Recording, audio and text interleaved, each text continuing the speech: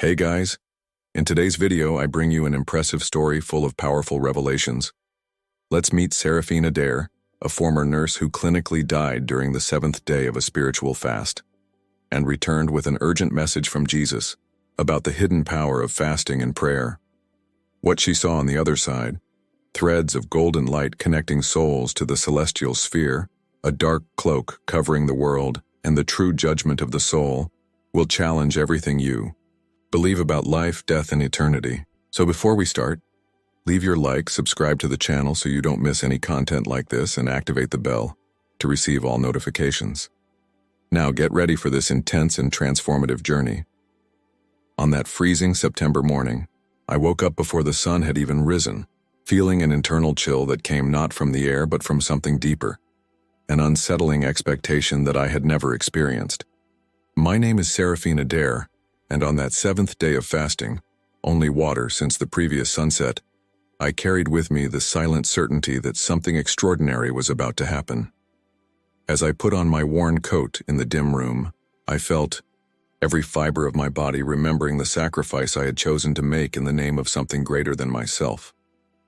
In the mirror, my face reflected traces of tiredness but also a determination that shone in my eyes. Taking a deep breath, I whispered a short prayer. May the truth be revealed. As I closed the front door, the cold, early morning air seemed to wrap around me like a blanket as I headed to the car, each step reverberating like a beat counting down the time until the inevitable encounter with what I still didn't know how to name. Driving down the still deserted street, I felt the thin air inside the car as if each breath required extra effort. The city was enveloped in a heavy silence, broken only by the distant sound of a dog barking. My thoughts danced between prayer and expectation.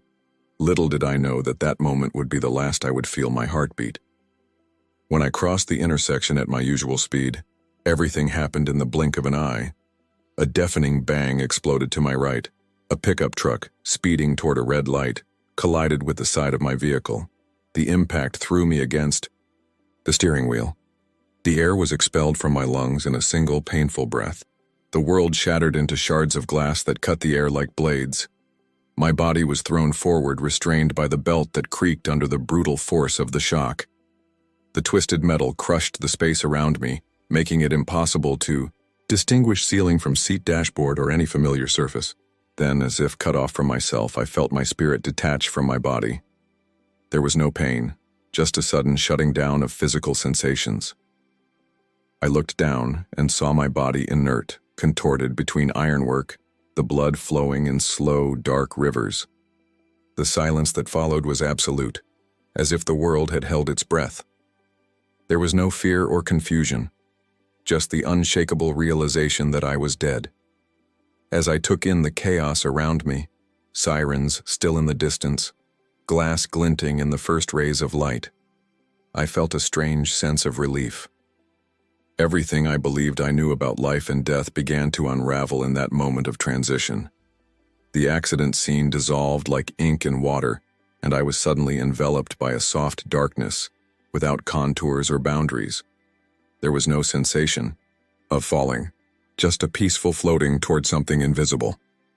Little by little, this darkness gave way to an intense and pure light, so welcoming that all my anxieties dissipated like mist in the sun. There were no doors, corridors, or walls.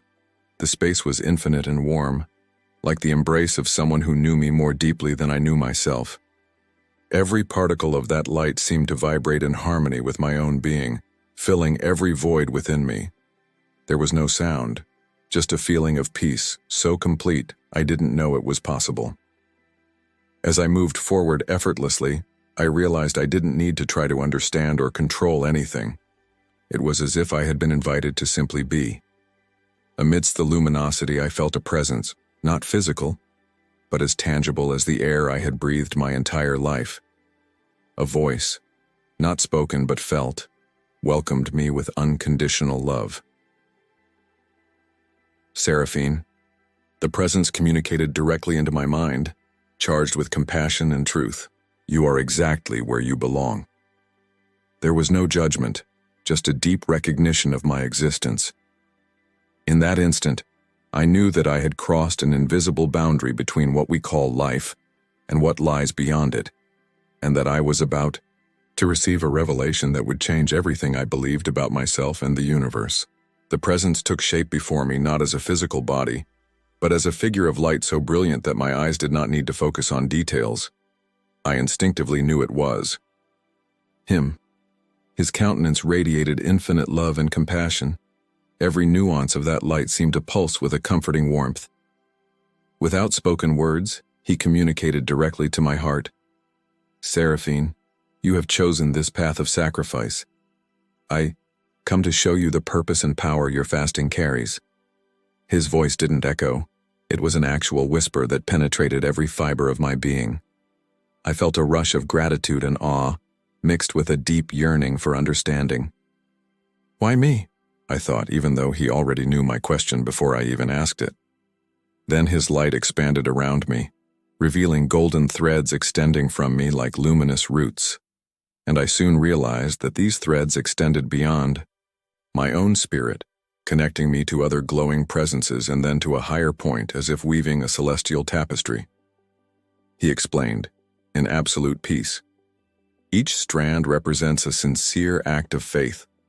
Your fast, when performed with humility and purpose, creates portals between this world and the spiritual realm, breaking chains that imprison souls and releasing grace where there is darkness." As he spoke, I saw fleeting visions of other people, fasting, some with tears in their eyes, others in contemplative silence, and each act produced a golden ray that cut through layers of shadow into a heavenly glow. "Make no mistake," his voice continued. "Fasting without intention is like wind without flame. It does not generate heat. It does not illuminate. It does not transform." An overwhelming emotion of responsibility and hope washed over me. For the first time, I understood that my sacrifice had real, tangible, eternal consequences, not just for me, but for a vast fabric of interconnected lives. Then, his presence gently receded, leaving me with a sense of purpose that pulsed in my chest like a living flame. I knew that this wasn't just a date. It was a call to a mission that I would now carry until my last breath. As the next vision unfolded before me, I saw the earth suspended in a vast ocean of darkness, an opaque pall stretching over billions of souls, like an invisible shadow that drowned out all inner light. This veil was not made of matter, but of selfish choices, unconfronted fears and unhealed pain, intertwined in subtle chains that sustained spiritual oppression. However, thousands of luminous points punctuated this darkness, delicate but insistent beacons, each one originating from a heart that surrendered in fasting, prayer, and sincere love. Each point vibrated at its own frequency, releasing beams of light that penetrated the mantle, opening small fissures through which golden rays spilled upwards. As more people fasted with true intent, these fissures grew, connecting until they formed networks of light that weakened the surrounding darkness. I could feel the reaction of the dark forces, an invisible resistance, like cold wind blowing against each golden ray, trying to disperse it. But I realized that the intensity of human purpose, when grounded in humility and love, transformed each point of light into a persistent flame, capable of piercing through any resistance. On the other hand, empty religious acts or those motivated by pride appeared as pale spots, quickly swallowed by the shadow. As I watched this cosmic dance, I understood that this was not just a distant conflict, but a battle raging in every human heart. The dark cloak was not invincible. Its knots were undone thread by those willing to sacrifice comfort for purpose. Each small victory, a pardon granted, a fervent prayer, a genuine fast, reverberated beyond comprehension, rekindling the flame of creation and paving the way for the manifestation of the divine on earth. A soft voice, the same presence that guided me, whispered, "See how true faith has the power to rescue the world. It is not the grandeur of the act, but the sincerity of the heart that determines its strength." I felt my chest burn with urgency and compassion, not just for myself, but for every soul lost beneath that mantle. The scene changed again. taking me to a room of brilliant light, where ethereal figures, like celestial scribes, floated before large golden parchments. There were no tables or chairs. Everything hovered in suspension in a space that seemed to transcend time and space. Each scribe was made of pure light, their delicate features forming symbols invisible to my earthly gaze but understandable to the spirit. I saw my name written in letters of sparkling light, followed by lines that recorded each day of my fast. As the days progressed, the intensity of the entries varied, not according to the duration but according to the depth of my dedication and my humility. Days when I felt proud or self-indulgent showed weak, almost erased entries. The seventh day, marked by silent tears of surrender, was a vibrant, almost pulsating symbol, radiating heat. As I watched, I noticed other names lined up in endless columns. Each name had its own nuances of light, some in soft shades of gold, others in more intense hues like liquid fire. There was no judgment in his task. Scribes simply recorded the truth of each sacrifice, documenting the eternal impact of each choice.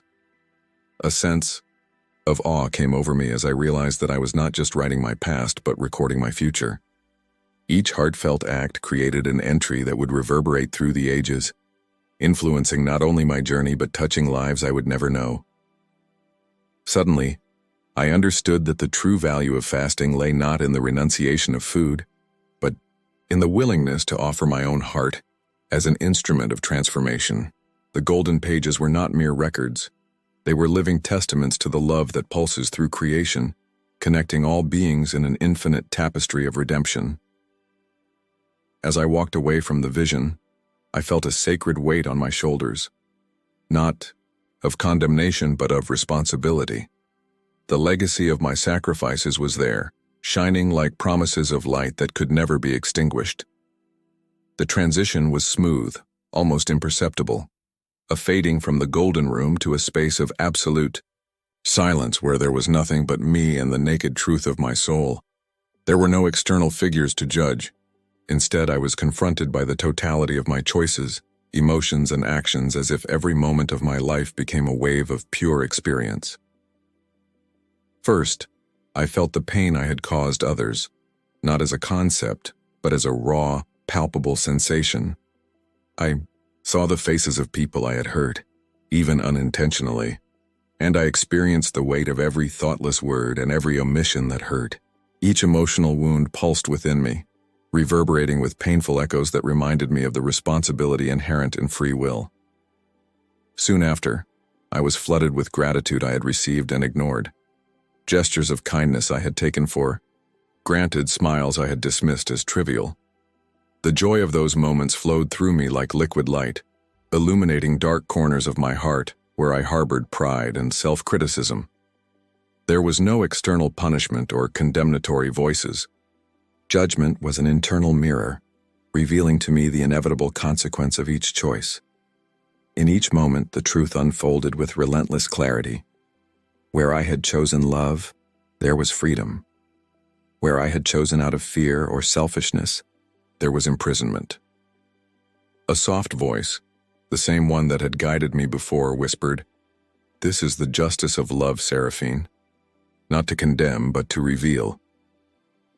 I then understood that the judgment of the soul was not punishment, but the opportunity to see reality in its essence, freeing myself from the chains that I myself had created.